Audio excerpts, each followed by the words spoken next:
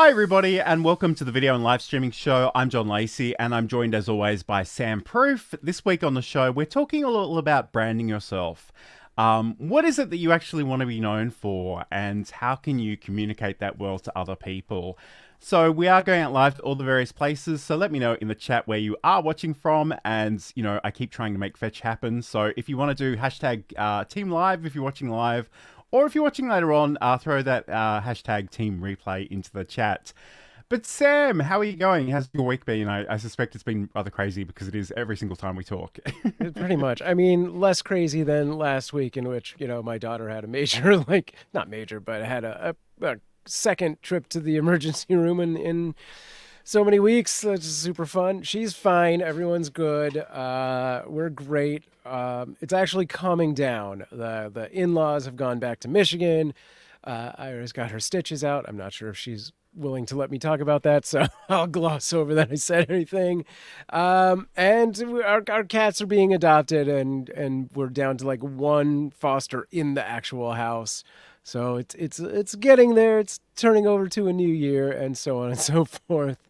Anyway, how's things with you, John?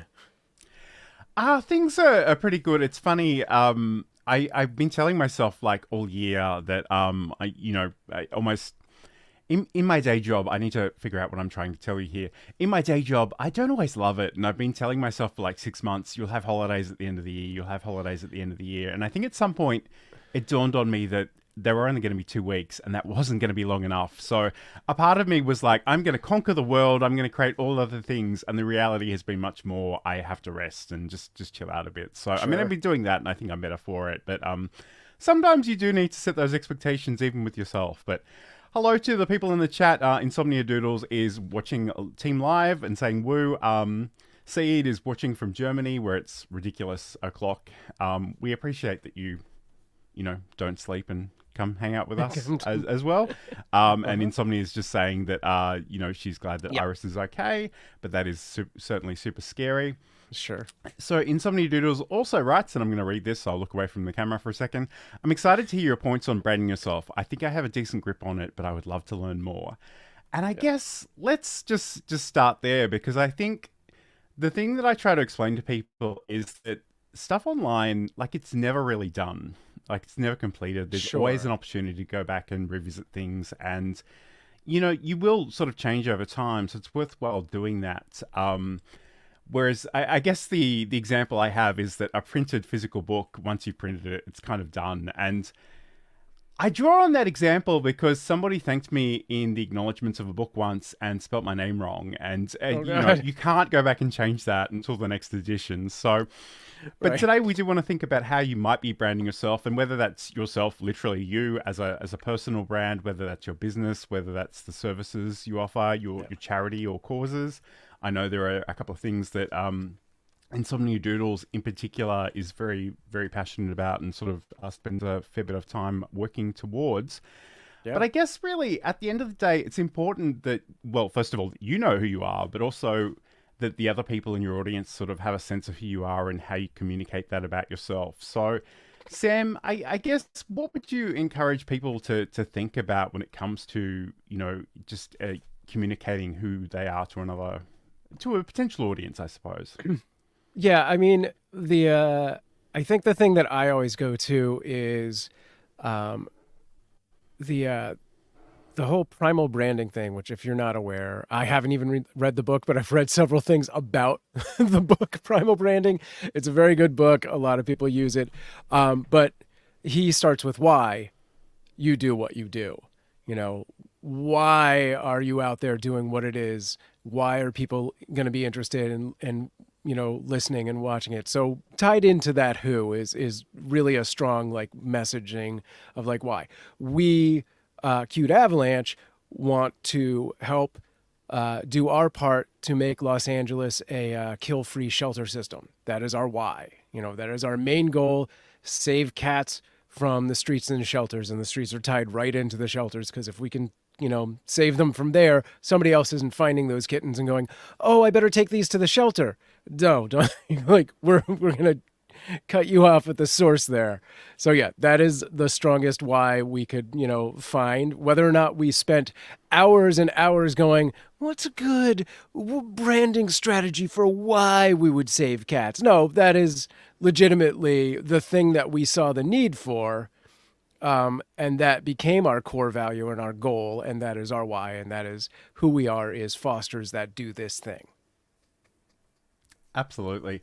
So, I mean, in some ways, I think some things are kind of inherently more easily communicated than other things. So Sure. it kind of depends on who you are and what you're doing. But I guess, the example that I often sort of come back to is if somebody asks you what you do and you rattle off 37 buzzwords and jargon and stuff. And like, not only is that not memorable, but often people don't even know what that means.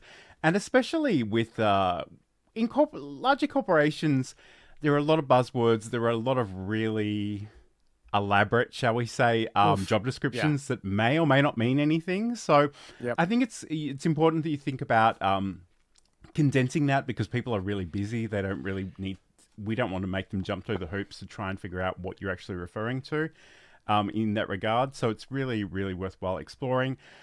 Saeed is writing "Start with meow." That's right. Yeah. And I guess in some ways, you are appealing to cat people. And when I say that, I mean people that are interested in cats, not people that are part human, part cat.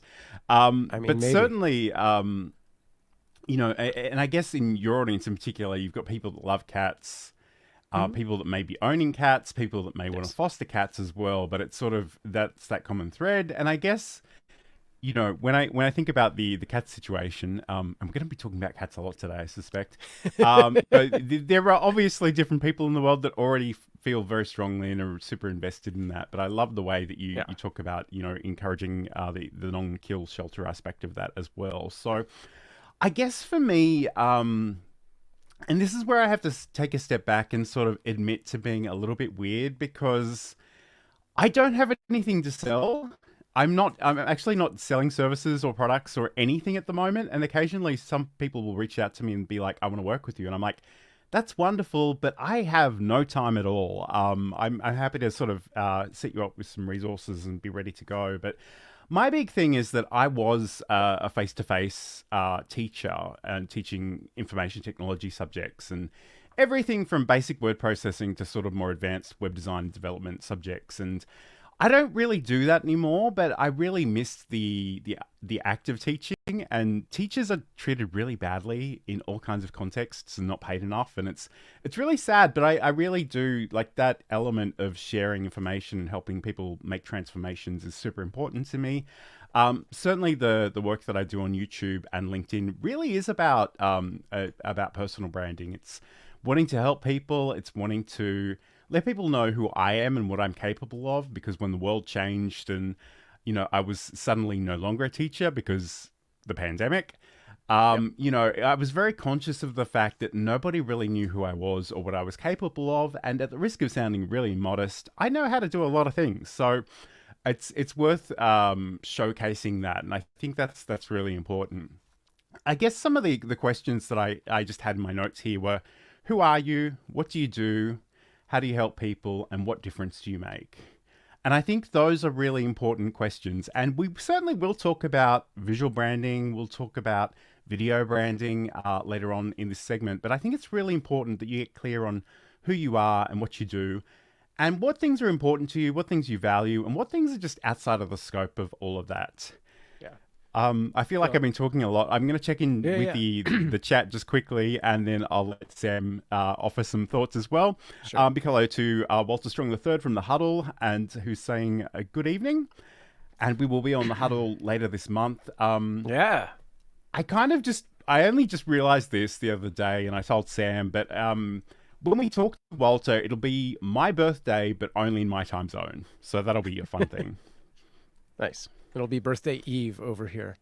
Yes. To add to what John was saying, once you've figured out your who, what, where, when, why, you will then have a giant paragraph of what you are and why you do what you do. And you need to trim that down into a 10-second elevator pitch.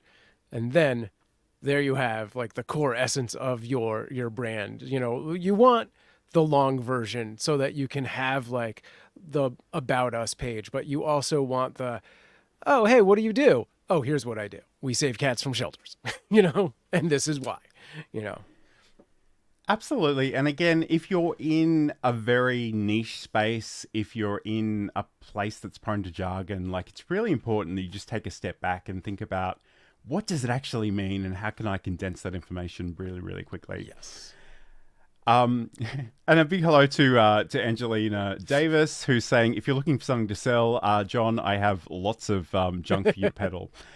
She does not have junk. She has lovely artwork, which I'm sure you can find on Etsy. I don't know the URL off the top of my head, but if you want to throw that in the chat, Angelina, we'd love to hear from you.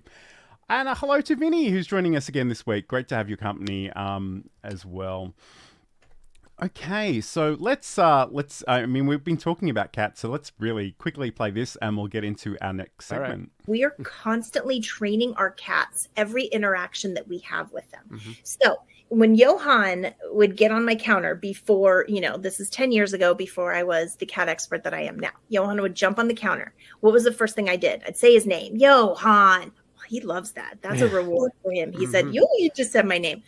I would go over to him and I'd talk to him and be like, you can't be on the counter. Johan loves when I talk to him. Ding, that's another reward for Johan. I'd pick him up and put him on the ground, but I didn't want him to think I was mad at him. So when I'd pick him up very nicely and kiss him on the head and say, I love you, but you can't be here. I'd put him on the ground. I had just done 3 things that rewarded him for being on the counter. So I was encouraging him to continue doing that.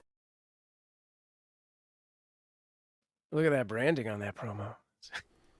Yes, very nice. That's a segment from Sam's podcast, Cute, just kidding around, which you can learn more about at cuteavalanche.com. Yeah, I don't feel like I'm really at my best this week, so please please forgive me. I think we're all trying a little to make it work. Yeah, we're all a little like, oh, it's 2024 already? Oh, what happened there? At the same time, glad to be here in the future, because that last year, meh. Yes, it's and I should. It's funny, I completely forgot, but this is literally our first show of the year. So happy New Year, everybody! Yeah, but Happy New Year. Today we're talking about branding, and whether that's branding yourself, branding your business, branding your charity or cause. We want to think about how we can communicate what we do, why we do it, and how people can help us and how we can help them as well. So we spoke briefly about sort of establishing who you are, but I think it's also important to communicate how you do the things that you do. And I guess there are 2 parts to this. One is just in offering understanding to your audience about the things you do. And again, I'll get Sam to speak about this in a moment, but it's quite tangible, the kind of outcomes that Cute Avalanche, for example, has in terms of fostering kittens and, you know, making sure that they're cared for and they have food and medical expenses and all those wonderful things. But again, I love, you know, Saeed in the chat sort of had this, I can't even remember what it was. Let me just find it in the chat here again. Start with meow. Like, I love the idea of maybe having a tagline that really succinctly condenses the idea that you're referencing. I feel like that is the like e-course of creating 24/7 kitten cams. Start with meow. That's what that sells. Start with meow. That is exactly where that sounds. And again, you know, from my perspective, it's much more about encouraging people to find their voice and how to learn to get comfortable behind a microphone and on camera and communicating and really building connections with people as well. But I guess before we get to maybe some of the specific ways that we put our messages out onto the internet, Sam, is, you know, obviously I alluded to the fact that, you know, with Cute Avalanche, people are seeing the kittens mostly in real time. They're getting to know them. You've got different litters. You've got different cat names. I popped into the community chat that you did the other day, and I've got to be really honest with you, Sam. Amanda rattled off maybe 30 different kitten names, and I don't really know who any of them were, but I'm sure people more embedded in that community would certainly get to know them, get to fall in love with them, and be very happy to support their development and their growth and ultimately finding their forever home.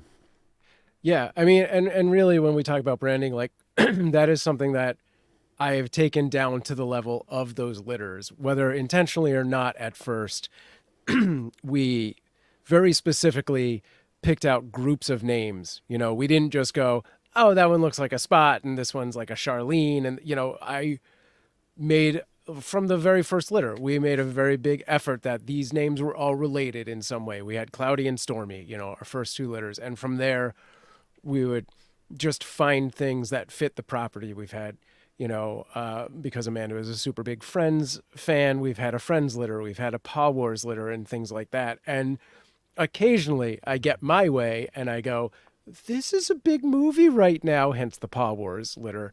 Maybe we should do a litter that is related to something that is trending in things right now. So I think that's just another way of looking at branding on a smaller scale, like a micro scale. In general, I don't think that's what you really set me up to talk about necessarily. But I mean, yeah, it's a great starting point. Yeah, but I think if you've gotten that, what we just talked about, in the previous segment, if you've gotten that down, anything you do, any iteration you do, any project you take on can then be kind of part of that. Like the promo we just played for Just Kidding Around, Cute Avalanche has its own fonts and colors and things. And that podcast took that knowledge to another place. So it has its own unique branding that is based in the footholds of the master brand, if you will. So we, that purple and that yellow come from that, but it's slightly brighter maybe I think the purple's brighter. I think the yellow is straight out. And then it's got its own font and its own thing. One of the other things, and I think we're already set up to talk about this really later on, that I just want to put out there before I lose the thought, is that branding is not just you. It should extend to who your community is as well. So when we talk about, John says there are probably people out there who know those litters, better from we've had people that have been with us for a year or 2 years, which seems to be the cycle right now. Maybe we have some that are a little older that are just lurking in the shadows. But in generally, we know who that community is because they do have kind of a brand to them. They are the Kitten Crew, but beyond that, yes, they are people who either are wannabe fosters or cat owners looking for cat care tips and things like that, or people who can't have cats for one reason or another. And that is, sort of a broad scope of like, this is the community. But we all hate dogs. No, I'm just kidding. But yeah, it is worth sort of branding your community and knowing what that is, and not just being like, I hope everybody watches me, because that's not going to happen. It's funny. And I'm going to tell you the name of this podcast because, but I learned of a podcast earlier in the week, and they just said they changed the name, and they changed the name to Something for Everybody. Yeah. And I would dare you, Sam, to try and guess what that podcast is about. God. It's probably about feel-good humanitarian stories. It's actually mostly about meditation. Oh, fuck. And I think, like, I don't really want to call out that person in particular, but it's like, how do you search for that? And I think, what are the words that people in your audience are actually looking for? So it is the danger, because often we're so excited about the things that we do that, of course, we think they're awesome. Of course, we think everybody in the world should appreciate and enjoy them. But the reality is that a lot of us are very deep in particular niches. Saeed, I know, makes a lot of content about Miro. I don't love that piece of software, if I'm being honest. I'm subjected to that in my day job a little bit, but it's not my favorite thing. Right. So, it's important that, don't be too general. I know it is possible to niche probably too deeply, but I think it's really important to make sure that the content you're creating is for someone in particular. It's just not for everybody. But I guess, yep. I was going to say, I occasionally, I've seen this practice in, like your marketing teams and stuff like that. And I took it from basically a day, like something I picked up at Mob Crush for like a day. But yes, I specifically have profiles of like, this is the average person that, is watching. Like I made up a person, this is the, Jenny, the cat owner who watches. She's 35 and she loves coffee and all of these things. And like, literally that is a person, right? It's not someone I know watches our community, but that is kind of like what I narrowed down in my research of like, this is one of 3 people that is probably watching our show. There was a lot of research done to that. I'm not going to just boldly say all of the things. I don't have it all memorized necessarily, but I think it is very helpful. And speaking of Saeed, he put this in, which problem do I solve for whom that's super powerful. I think when you break your brand down to that, like what your knowledge is, this is, I think, super helpful. Like, I don't have the ability to help you with horse problems or dog problems. Like, I'm not a vet. Like, I need to know my limitations in, my knowledge base, what I'm willing to put out there, and then, put that into sort of that branding, right? Absolutely. But that's not important. Okay, cool. So I guess, like don't try to appeal to everybody, I think is a really important message. Yes. And just think, in terms of how you communicate things, what are the words that you use that are understood in your community? Yeah. What are the things that people are likely to be searching for? But I guess if we think about specific ways of communicating our message, how we can actually put that out onto the internet, I've got a list of things. I might just rattle them off. And Sam, if you want to speak to some, we can do that after I've just read out this list. Okay. But certainly case studies, website content, video, live streaming, images, social media, community. These are some of the things that I think are kinds of ways of doing this, because especially with an audience, like it's really important that you can summarize basically what you do, but the people that care about that will want to go deeper. Yeah. And, if I draw upon the cats examples, I know that, Sam and Amanda are rescuing kittens, and they're caring for them, but, they're getting specific types of food. They have particular toys they like to play with. They have names and personalities in different litters. So it's really useful that you go deep. And I guess getting back to what Saeed mentioned was, what is the problem I solve and who do I solve it for? Don't be afraid to give away your information and your ways of working. People often get really scared of revealing their secret recipe, their secret sauce. I'm definitely and the guilty truth of that. is, assuming that what you're doing is actually worthwhile and you're not just copying and pasting out of ChatGPT, most people will look at what you do, go, that's amazing, but that's entirely too many steps. Can you please do it for me? Yes. So, I guess because this is the video and live streaming show, Sam, maybe we should dig a little deeper into specific uses for video and live streaming. But talk to me about how you're using video, like video on demand, for Cute Avalanche. I think badly is is really the start of that. I have goals for this year to actually specifically address that in the long form VOD, arena, where previously we've been doing a lot of kind of throw stuff at the wall and see what sticks. And a lot of that has been, I don't have time to actually throw the right stuff at the wall that I want to test. So I've just been throwing micro stuff, which is in the form of shorts. And I don't necessarily think that meme/comedy stuff straight out is the vast appeal, though it's gotten a decent amount. It really stands out in a few, like a small handful of videos where story is very prominent.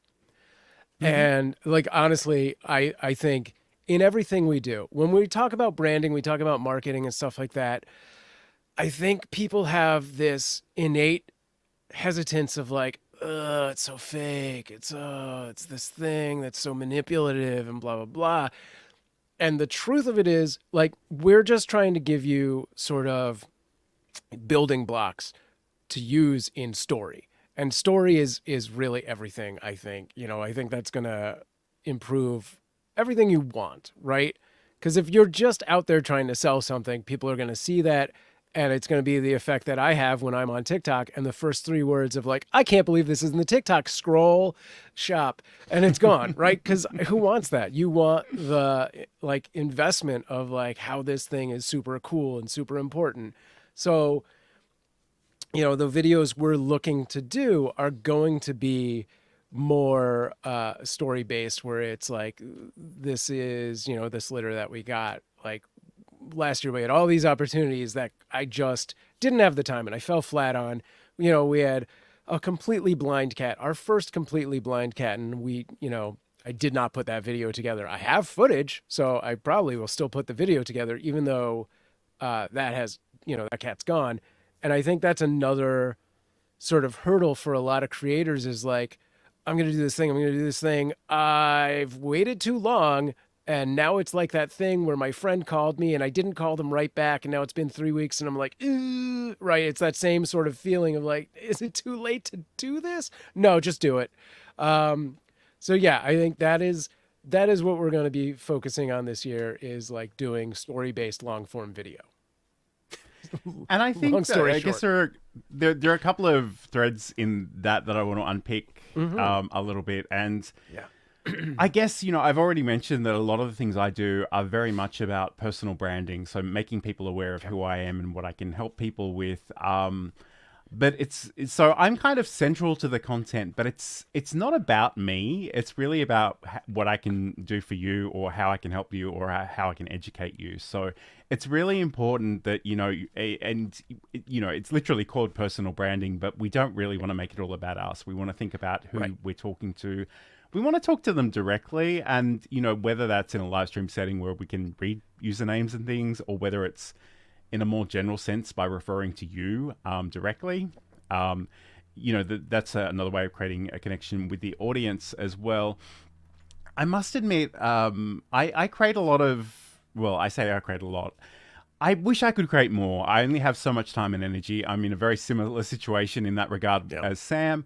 But YouTube is constantly telling me, I get an email almost every week saying, hey, you should upload a YouTube short. And I spend some time creating a YouTube short. I created one the other day. I learnt this thing and I thought it was really cool and I wanted to tell the world, and it's had a whole 7 views on YouTube. So, I mean, that in itself wasn't terribly exciting, but the interesting thing was I shared that same information on LinkedIn. It was much more interesting for that audience. And I guess in that example, it was because I was trying to overcome a shortcoming with LinkedIn Live. As much as I love LinkedIn, LinkedIn Live is not a great experience. And if you are watching there, I may or may not see all your comments. You may have some lag and some issues there as well. So I apologize. But if you can join me on YouTube, do that instead. So yes, I mean, those are certainly things to keep in mind. But let me check in with the chat, because there are a few things I want to talk to. Business Growth Ready over on YouTube says, it can't be 2024. It's only May 2023, surely. That feels about right. It's really interesting, because I think some people felt like last year went really quickly, and for me, it just seemed to last forever. Yeah. But that's okay. Insomnia Doodles writes, it's also pretty cool just to hang out with like-minded people and watch kittens play together. The interactive chat games make it even better too. Yep. Ender Trading is watching from Tokyo. I don't know if you're always in Tokyo. I've never really known where you were, but thank you for joining us. Saeed is saying that he prefers authenticity over an overly branded alter ego. And I think in some ways, Saeed's a really interesting example, because he has his brands, and I think it's the Facilitainer, which is part facilitator, part entertainer. But people know him as an individual. And I think that's the really interesting thing that I see, is that a lot of people that are associated with their company, that's one thing, but people know them in their own right, which is also really good. Ender Trading said, I stopped creating shorts, not worth the effort. So it can be a little hit and miss. I've got to be honest. There have been times when I've been super excited about creating them, and other times where I just look at them and go, this isn't moving the needle on anything for me. But, your mileage may vary. Yeah, I've I've gotten enough, good reaction from them that it's hard for me to like be like, no, I'm gonna stop that. Like, I do think putting the effort into long form has better potential for long term visibility, and but the shorts like peak so fast and so much higher than any of the current long form stuff that it's like I can't stop. But I think there is a way to create both in concert. So you're making Yeah. a long form video and 2 or 3 or 4 shorts that point back to it that are maybe a couple are clips from it, and then 1 or 2 are related things that add additional information to the original video. And I guess, it's one of those personal cliches of mine that opportunities are everywhere, but opportunity cost is real. So Yeah. there are all kinds of things you could do, but in reality, you have a certain finite amount of time and energy and money. So you've got to decide where you want to put your focus. So we'll come back. Walter's actually got a great question, which I think will lead in nicely to the next segment. So we'll get to that one in just a second. But before we do, I'm going to press one of these buttons. Which one will I press? I'll press this one here. Hi, I'm John Lacey, and in Build a Presentation Muscle, I want to talk about finding your voice, refining and sharing your message, using tools and technology to share that message, and looking after yourself as a creator.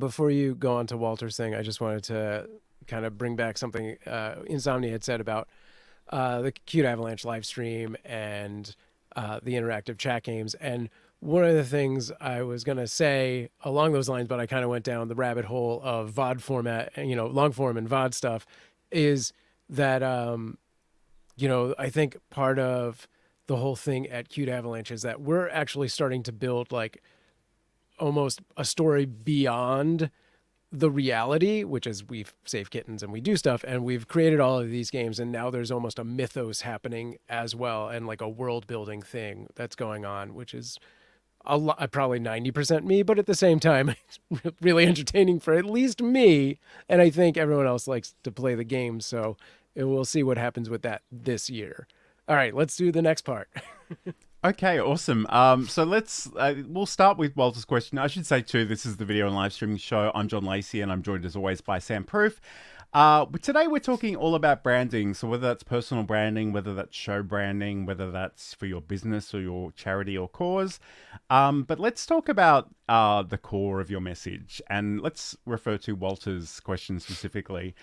What would be 3 practical ways for a new live streamer in building their channel, personal brand, and message? Do you want to start with this one, Sam? Wait, I got to break this down more. What would be 3 practical ways for... Okay. Yeah, so, I mean, it goes back to what we started with in, the why you're doing what you're doing, who you are, and what your value is to bringing to the show, whatever you're bringing. And isolating your community. And then I think the last part would be what we're going to talk about in the next category, which is the visual element of all of that.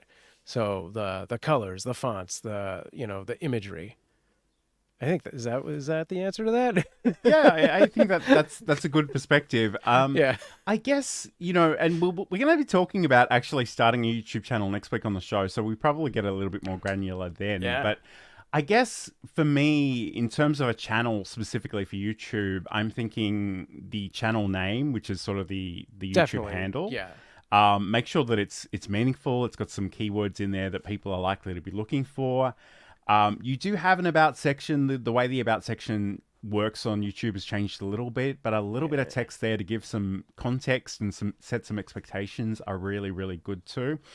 But thirdly, what is the thing that you're going to help people with, and how are you going to communicate that? And there are actually a whole bunch of places you can work with that kind of information. So on a profile, we do have a banner image, so you could certainly incorporate some text and images into that to let people know what you're doing.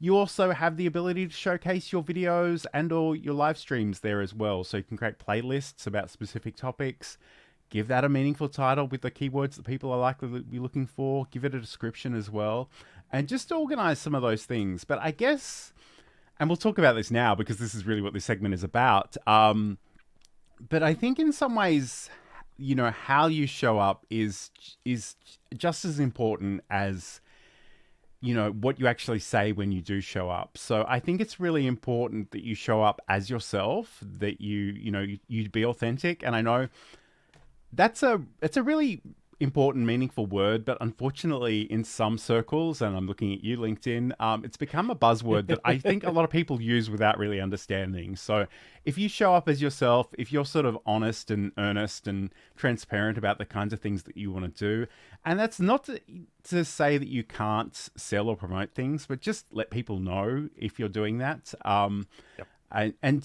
I guess the other thing too is consistency. And we talk about consistency in terms of showing up and when you show up, but also how you show up. So are you the same person each week?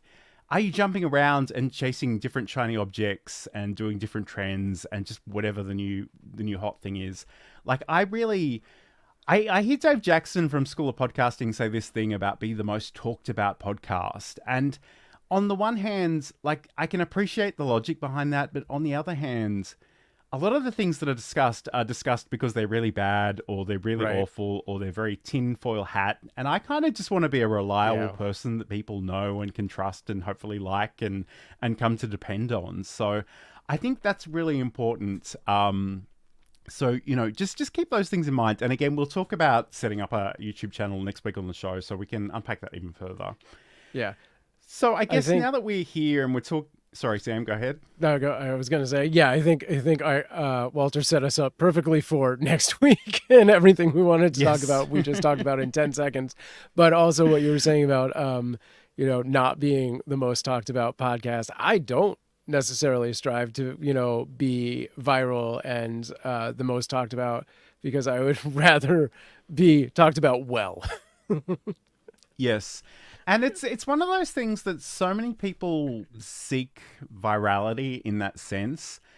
And unless you're in a position to build upon it, it's very fleeting. And it's, you know, you're maybe the meme of the moment and then people, they laugh and they leave essentially. And so as a side note to going viral, as someone who had a video that hit 1 million views back in 2010, if you haven't done the work to like do the regular thing and build the habits, which is totally separate from this show, and like, but know what your brand is and all of that, and have that sort of body of work behind you.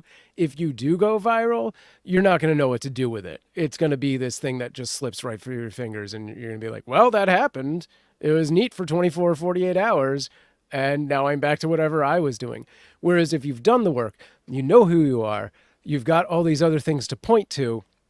When that one video pops off, you can reply to all of those comments that are coming in with like, oh, if you liked that, check this out. This is who I am. This is what I do. This is why I do it. It's all there for you. Like this just helps you in that moment.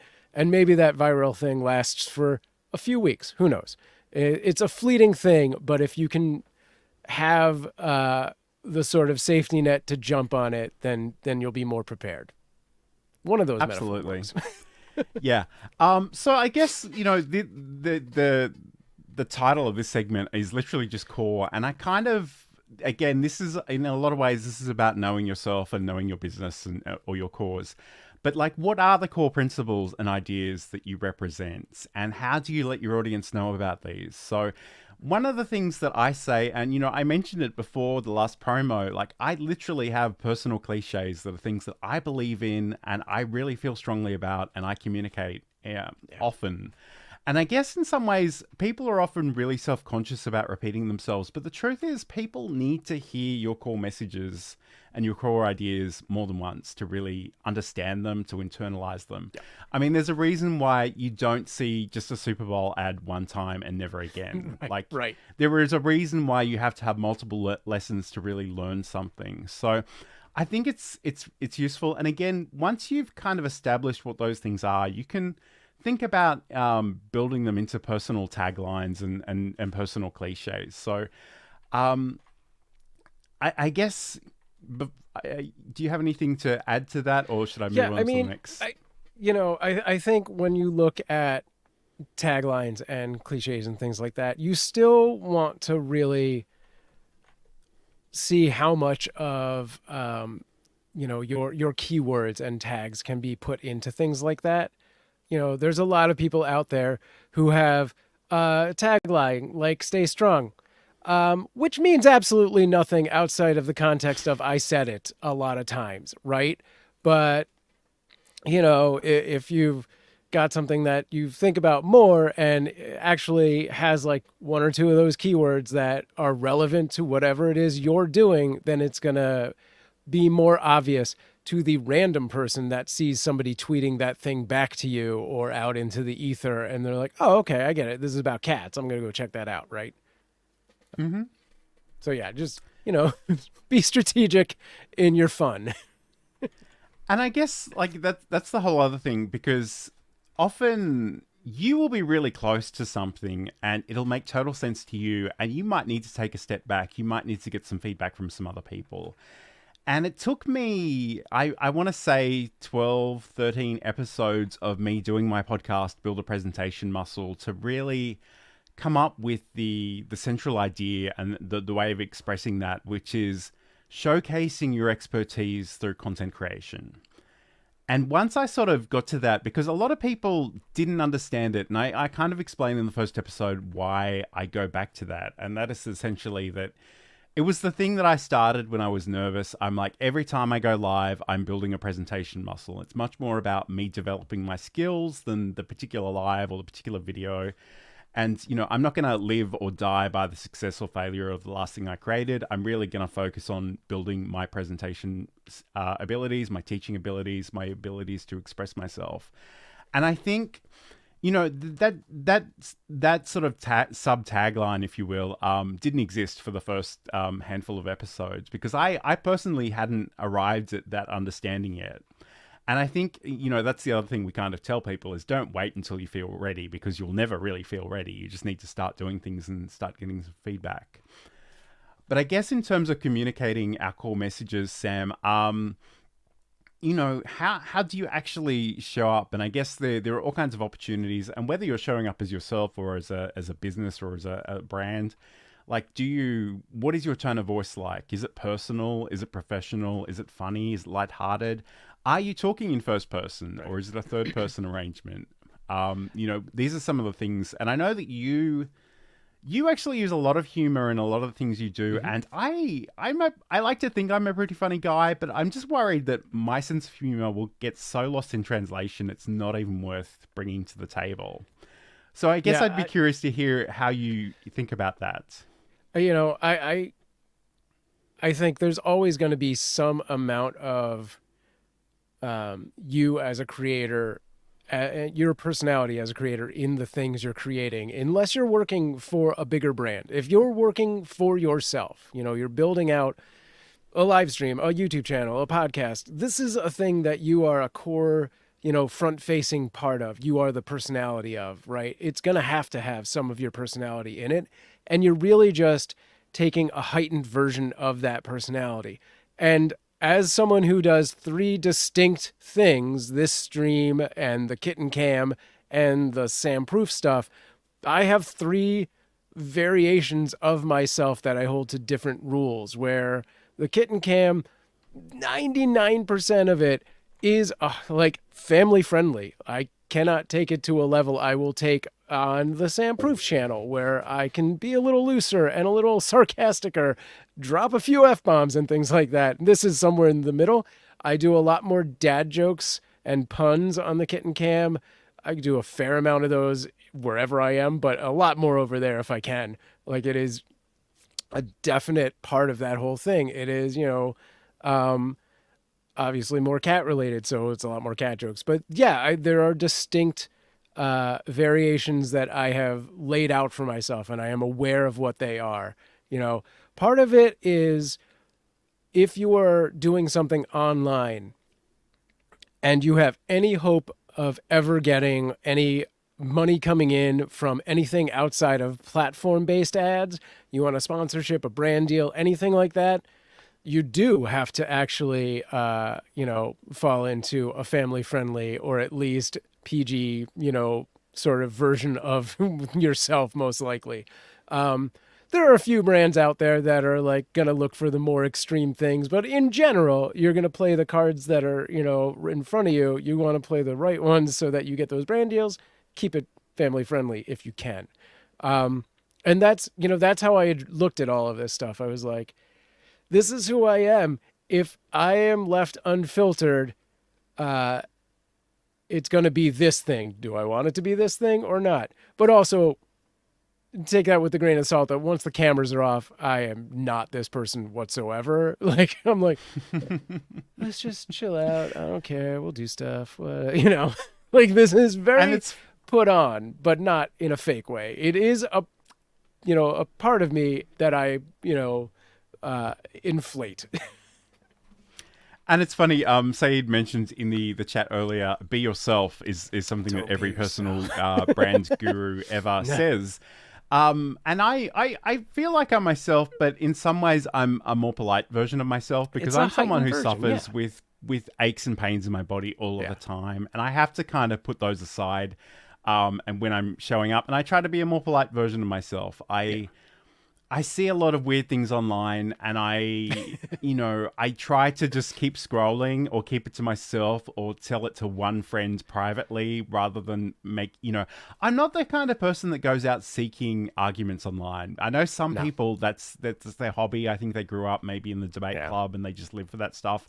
I don't need that drama in my life. And for me, like, the thing, and I know it's difficult to explain to a lot of people, especially on LinkedIn, is like, I'm not selling anything. I just want to share and I want to help people. So at the end of the day, if I tell you OBS is cool, I'm telling you OBS is cool because I love it, not because they're giving me a paid version or it's literally free software. They wouldn't do that. But that's my whole thing. They don't have a budget so many for people that. out there are like, use this because I'm getting 50% of whatever you spend with this affiliate link. I guess for me, like that, and it's not to say that I won't ever sort of, look down those channels, but right now I just love the ability to be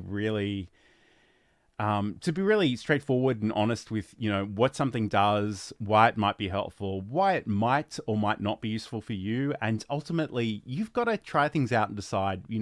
I see so many quote unquote gurus that are like, do this and all your problems will be solved. And the reality is, they're either selling something, they're communicating something about their own preferences. They can't guarantee your results. You need to try it, see if it works for you personally, and just get involved and have an experience with it. Yeah. There is LinkedIn You and there is iMessage You is something that Saeed has said in the chat. I don't use iMessage, but I appreciate where that sentiment is coming from. So this is the video and live streaming show. We're going to talk about the visual aspect of this in just a moment. But I thank you so much for joining us today as well. I'm going to press one of these magical buttons. I've forgotten which one, but I think it's this one. If you've been watching us for a while or this is your first time and you're thinking, Sam, John, this is great stuff, but I'm wearing a lot of hats already and I don't need to add this to my list of things that I'm doing, but I really want to live stream, I've got you covered.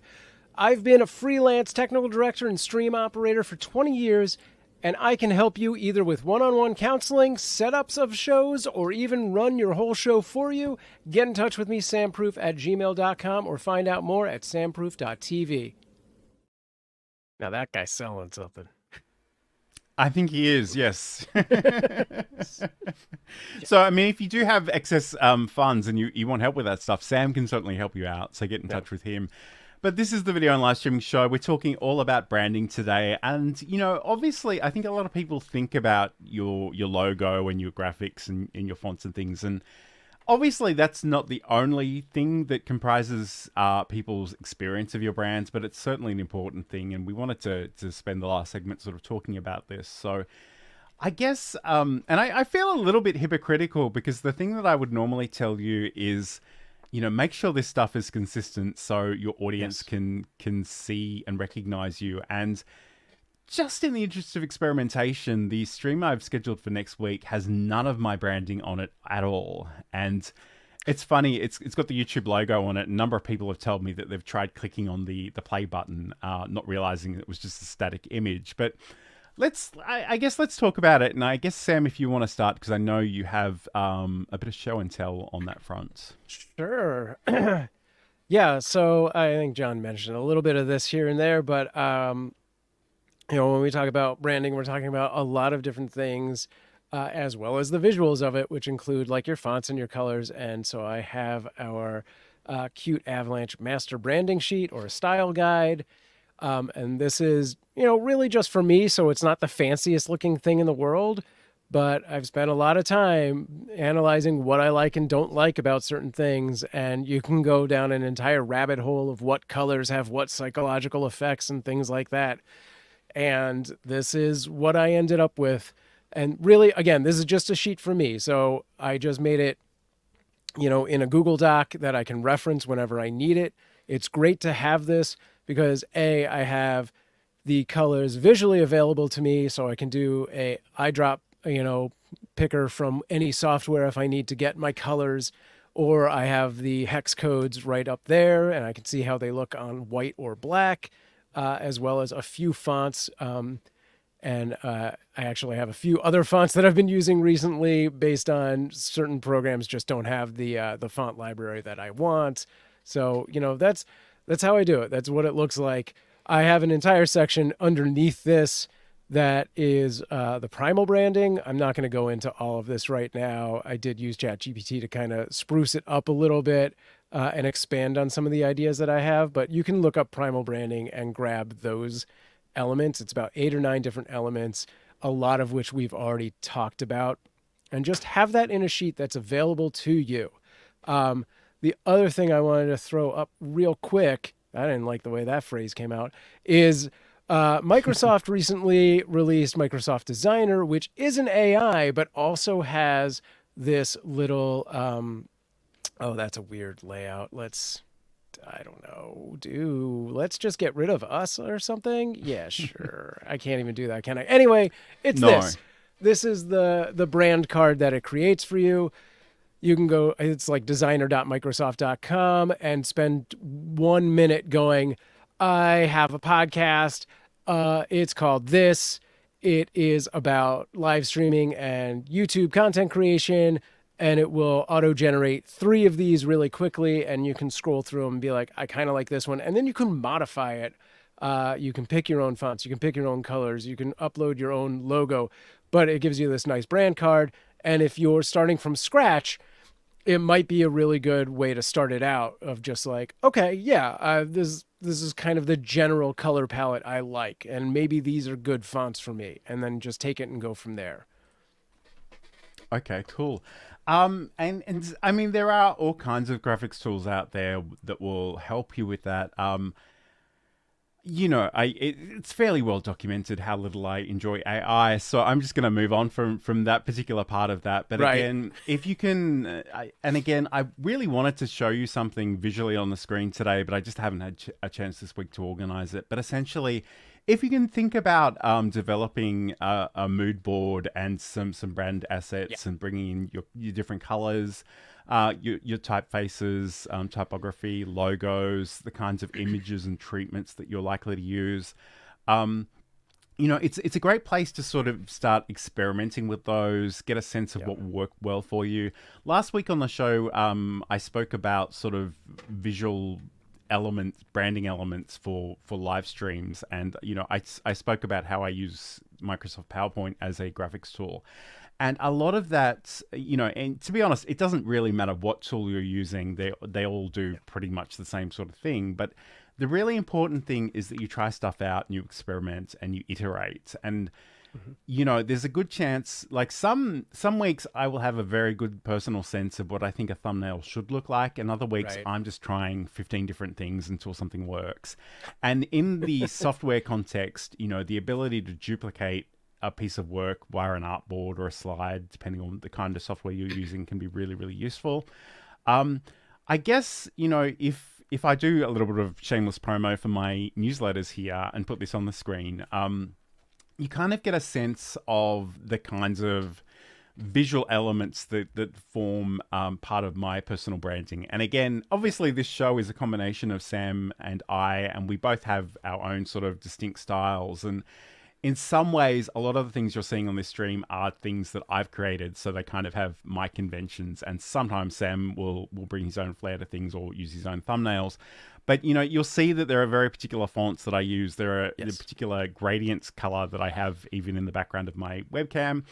There are combinations of things. And I guess the other thing too, like the ability to reuse existing assets that you already have. So like this is the Learn Live Streaming newsletter.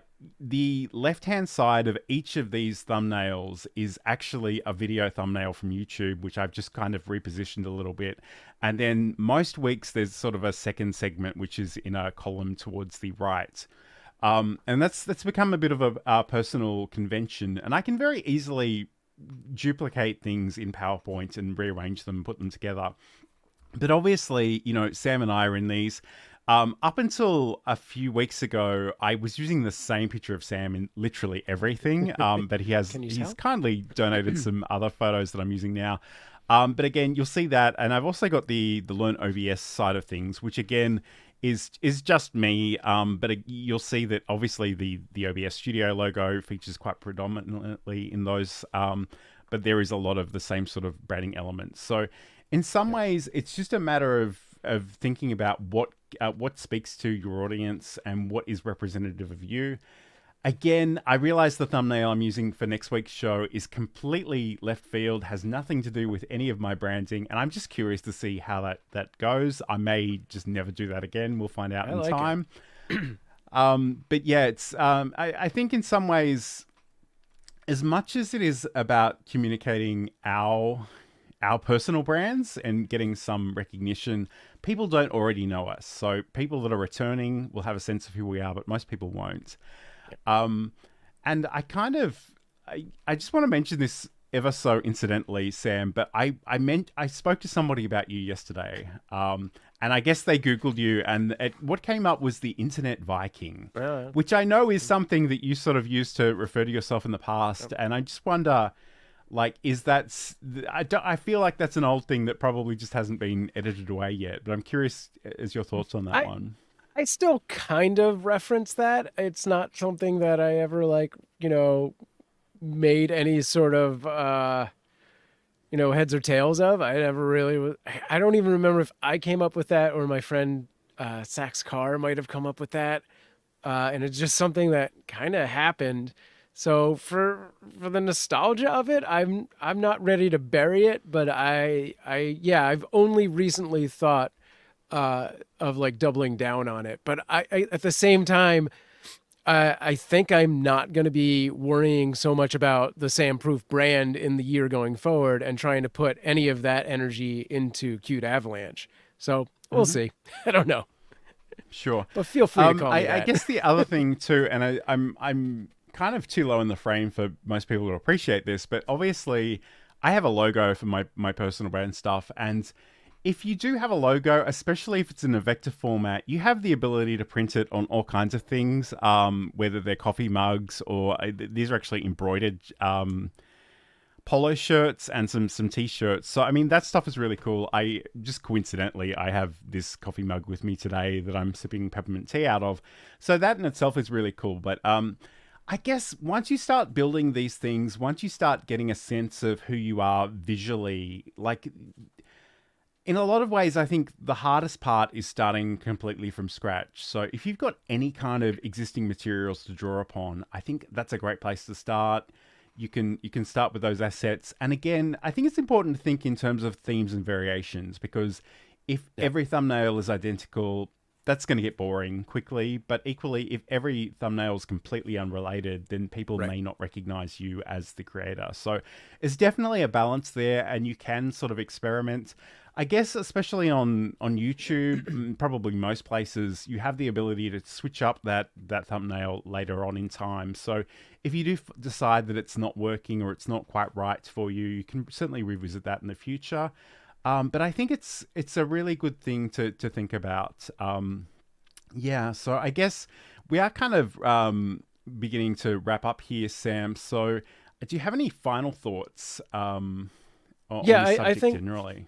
I think specifically with like YouTube in mind, having, those visual branding guides down so that you do have sort of a template, so you're not starting from scratch for every single thumbnail, is really important, because you want that sort of visual cue of like, oh yeah, that's John Lacey, I'm going to learn something about OBS, right? That's what that video is. I can pick that out of the mess of videos that it serves me up on the homepage. Because there's a lot of people where you go to their channel and it looks like a different homepage where it's like 20 different, thumbnails, and they're not related. They might as well not be from the same creator because there's no consistency there. So having that is just a benefit to, signaling out that this is something from you.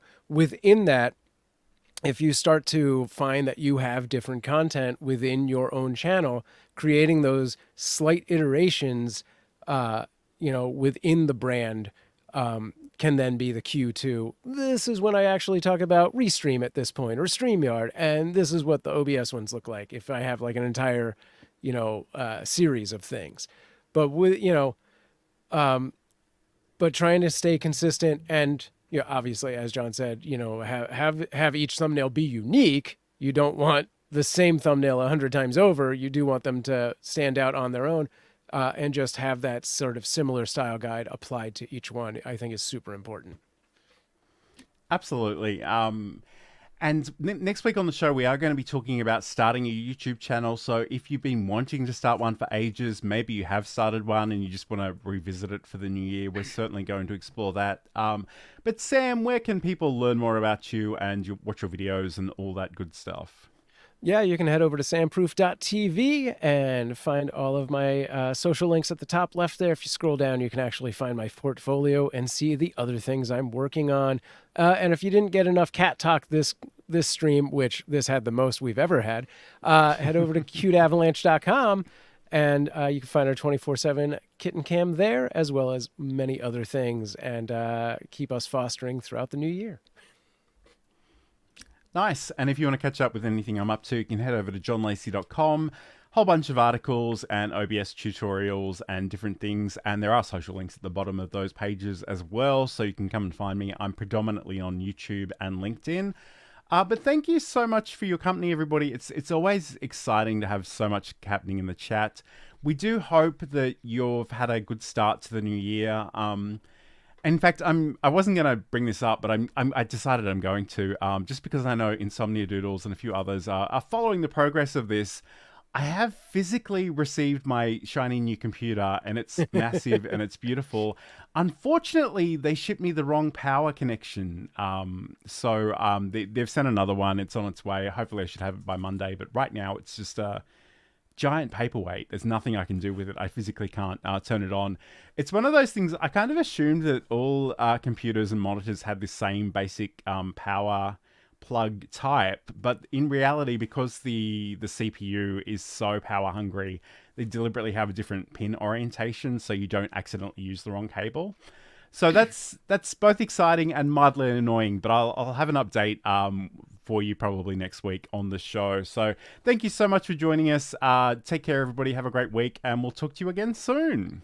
See you next week. Oh, and at the end of the month, we'll be on The Huddle with Walter Strong. We definitely will.